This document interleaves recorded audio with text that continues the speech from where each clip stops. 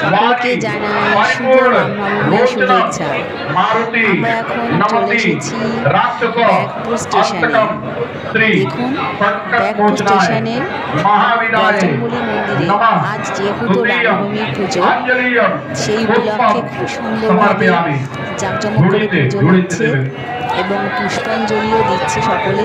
প্রচুর ভক্তের সমাগম হয়েছে, খুব ধুমধাম করে পুজো হচ্ছে এবং সাথে হরিনাম সংকীর্তনও হচ্ছে।